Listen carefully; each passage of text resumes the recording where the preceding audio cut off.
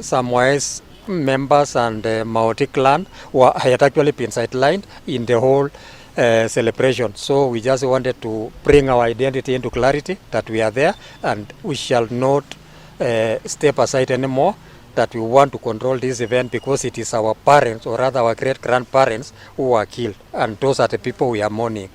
Haitoshi tu kusema alikuwa mzuri, heshima ile idumu.